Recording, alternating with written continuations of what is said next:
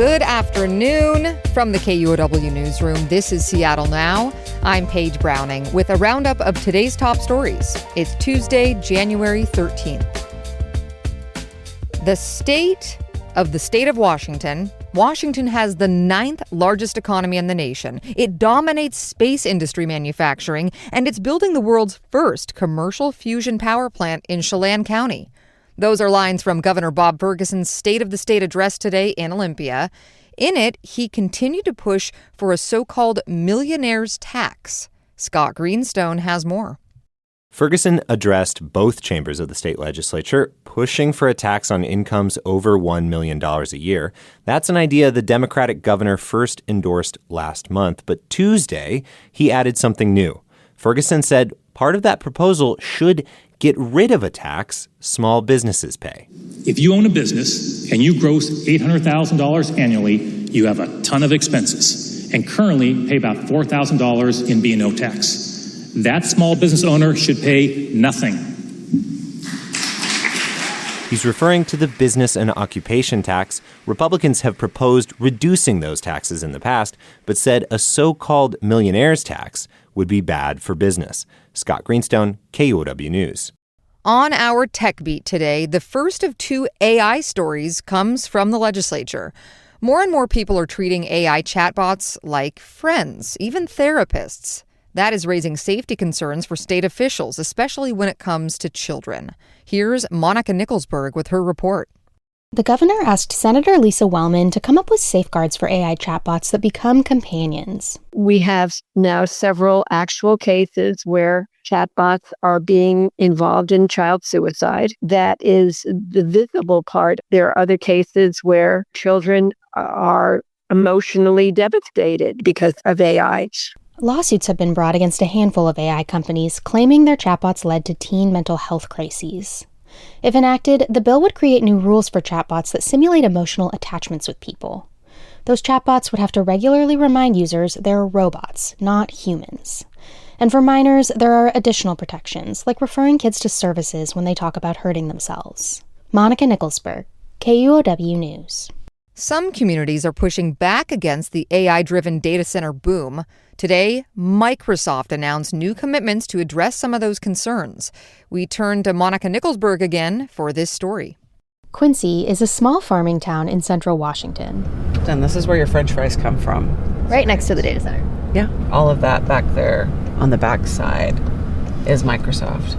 That's Lisa Karstetter, Microsoft's data center liaison in the area. And Microsoft is hoping French fries aren't the only thing that gets exported from Quincy. At a launch event in the other Washington, Microsoft President Brad Smith said Quincy could be a model for communities across the country. We will add to the tax base that funds your local hospitals, your schools, and no place better illustrates this than the small town where Microsoft built its first data center.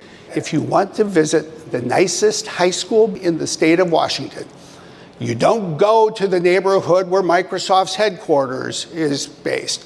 You don't go next door to Amazon, you go to Quincy.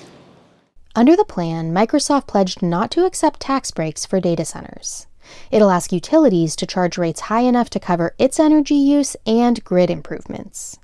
And Microsoft plans to scale technology that recycles water used for cooling. In Quincy, data centers get hydropower from the Columbia River.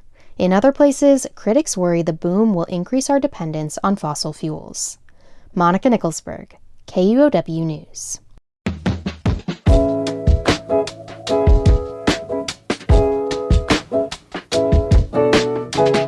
In business today, a huge exit from the real estate industry. Redfin CEO Glenn Kelman is stepping down as of Friday. Kelman led the Seattle-based real estate company for 2 decades. Last March, Detroit-based rocket companies bought Redfin. Kelman says that gave him a fork in the road to stay on for years or chart a new path. In a statement, rocket companies praised Kelman's pioneering work in home buying. An audit critical of King County came out today. Auditors found that oversight by the Parks and Recreation Department hasn't kept pace with the surge in grants they're giving out. Parks and Rec expanded its grants program from $3 million in 2017 to $20 million just 3 years later. The key takeaway from the county audit is Parks and Rec needs more oversight in order to manage risk. It also found Parks and Rec doesn't sufficiently track whether grantees are achieving their intended outcomes. A Seattle theater says it's evaluating an upcoming production at the Kennedy Center for Performing Arts as artists continue to cancel performances to protest the Trump administration. Noelle Gasca has this story. The Seattle Children's Theater is planning to stage Young Dragon, a Bruce Lee story, at the Kennedy Center in April. In a statement to KUOW, the Seattle Children's Theater says they're eager for Lee's story to be told as widely as possible, and the Kennedy Center reaches a large number of families, schools, and young audiences. But SCT says that circumstances have changed, and the theater will talk to members of Young Dragon's cast and creative team this week to assess the show's path. The Broadway hit Hamilton, comedian Issa Rae, and banjo musician Bela Fleck have all canceled shows at the Kennedy Center since the Trump administration took office. The Kennedy Center did not immediately respond to a request for comment. Noelle Gasca, KUOW News. We're nearing a year since President Trump took office for a second term. One effect of that, the number of Canadians traveling into Washington state has taken a measurable hit. Western Washington University found a 35 to 40% drop in the number of Canadians crossing into the U.S. via Whatcom County. Western's Lori Troutman told the Bellingham City Council that politics is behind the decline. What we're facing now is really about a breach of trust between two nations that were friends and the anger that's associated with that breach of trust, and also about fear that is unlikely to sort of abate anytime soon. The study looked at data between January and November of last year.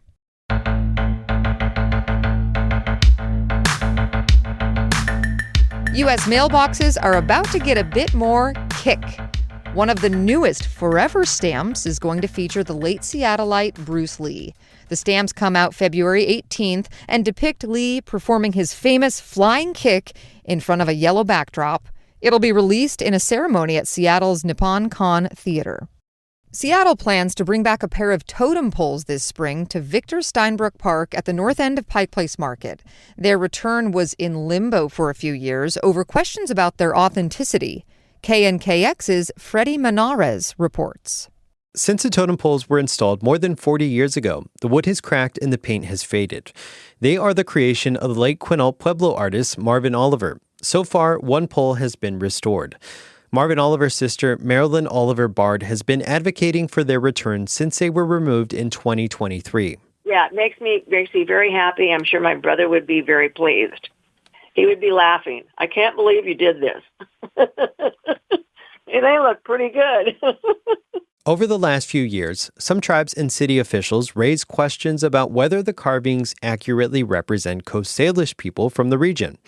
Marilyn Oliver Bard says that was not the original intent of the artwork. She says these totem poles are meant to honor the city's history and farmers at Pike Place Market. In Seattle, I'm Freddie Menares. A few short stories before we sign off for the day. The Seattle Reign are sticking with their coach for another 3 years. Today, the soccer club announced it's extended head coach Laura Harvey's contract through the 2028 season. The team is still looking for its first ever NWSL championship, but despite the gap on the trophy shelf, Harvey is the winningest coach in National Women's Soccer League history. A little break is coming for Stevens Pass Ski Resort pass holders. The resort will give a 7% refund to pass holders that did not use them until the new year. It's to make up for flooding problems that kept them from getting to the mountain. The resort estimates 7% of its winter operations were affected by flooding. And this winter overall, it's been warm. Bad for skiing and snowpack. Now, the National Weather Service says it'll be dry and warmer than normal for the rest of the week. It got up to 57 degrees today, 2 degrees shy of the record set in 1986. And finally, today's some bummer news for moviegoers. The Varsity Theater in the U District is closing its doors on Thursday. The theater's owners told the Seattle Times a lot contributed: declining revenue, increasing operating costs, and the fact movies have gone to streaming sites more quickly. The Varsity's been operating for more than 80 years, and its closure leaves the University District with no movie theaters. Next time on Seattle Now, big changes are coming to SeaTac Airport to combat overcrowding, including revamping the entire C concourse. There's going to be an outdoor space that you can go step outside. Onto the tarmac? Just you and the jet fuel. Yeah. I love it. Hear more about how SeaTac is changing before this summer's World Cup Wednesday morning. That's all for today from the KUOW newsroom in Seattle. Our producer is Andy Hurst. I'm Paige Browning. Seattle Now and KUOW are members of the NPR network. See you tomorrow.